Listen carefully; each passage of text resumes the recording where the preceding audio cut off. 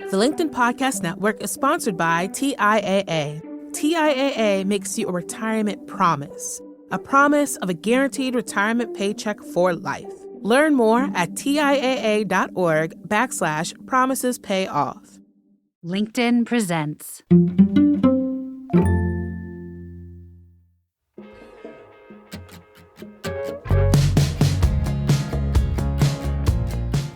What's up, people? My name is Michael Kovnat, and this is the Next Big Idea Daily. Today is Thursday, and for those of you who pay attention to such things, you might know there's going to be a presidential debate tonight on CNN. That's right, in case you're still not clear on the positions and personalities of the current and previous presidents, they're going to be airing their differences for some 90 minutes this evening on live TV. It's sure to be a civil, sober, and intellectual discussion.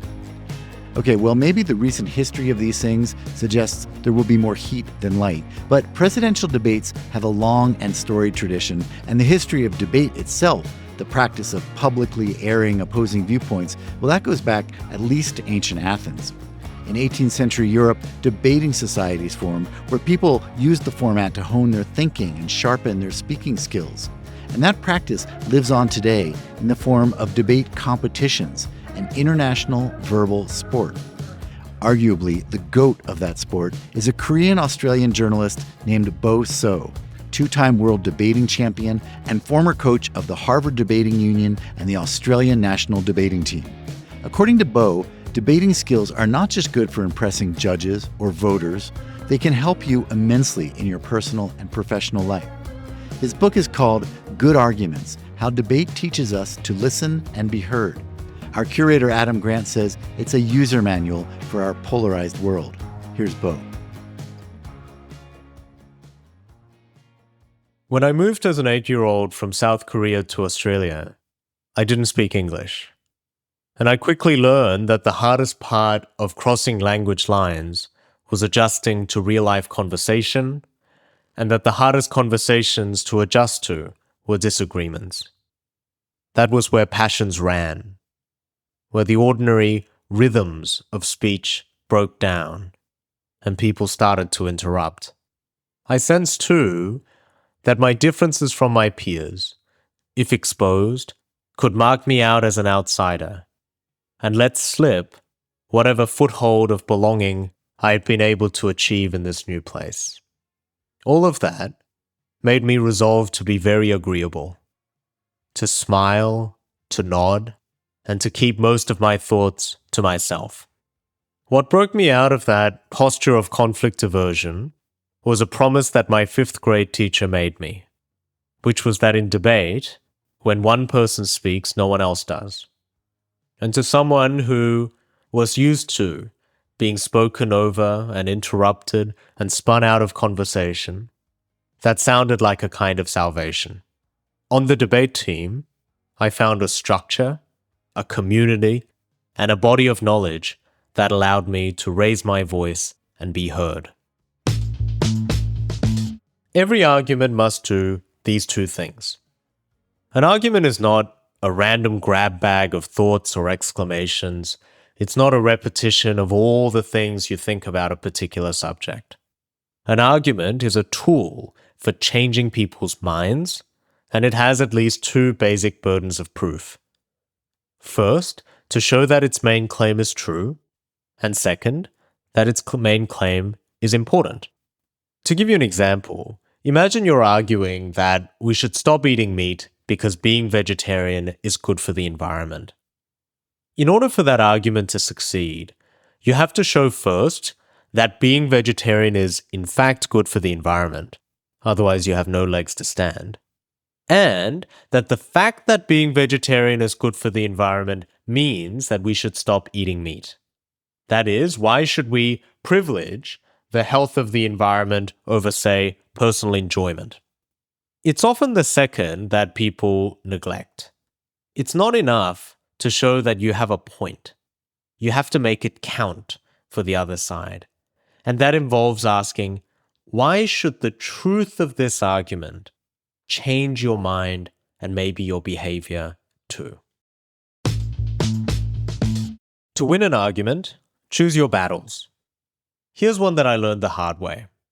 When you're starting to pick up the strategies and secrets of good debate, every objectionable thing people say starts to seem like an opportunity to quarrel and to make a point. To the one holding the hammer, everything starts to seem like nails. But we know that good conversations and good relationships have agreement as well as disagreement, and that if one measure of cleverness is the ability to argue well and to make a point, that wisdom may lie in knowing when to argue and when to stop. The way I got around this problem was by developing what I call the RISA checklist. Before entering into a disagreement, ask yourself, is there a real disagreement between the two sides, as opposed to an imagined slight or something like that? Second, is the disagreement important enough to justify arguing about it? Third, is the disagreement specific enough that you're going to be able to make some progress within the allotted time? And fourth, are the two sides aligned in their objectives for wanting to engage in the dispute? Or is the other side in it just to hurt your feelings, for example? Is the disagreement real? Is it important? Is it specific enough? And are the two sides aligned in their objectives? RISA. Meeting the RISA checklist doesn't guarantee that the argument is going to go well, but I think it suggests that the conditions are there such that the argument could go well. And by being deliberate and not jumping into disagreements out of pride and out of defensiveness, we can focus our energies on the disagreements that matter most and that are most likely to be productive. Empathy can arise from action. I used to hate being told as a kid to empathize with my classmates because I didn't know what empathy meant.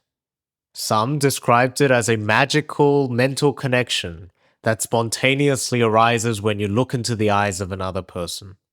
Others described it as a virtue that the best of us possess and the rest of us can one day hope to find. It was in debate that I learned a different way of understanding that term, empathy. And that was a view of empathy as a series of actions. So much of debating is an exercise in certainty. You fully inhabit your perspective, you come up with the best possible arguments for that side, marshal up the choicest evidence to most persuasively make your case.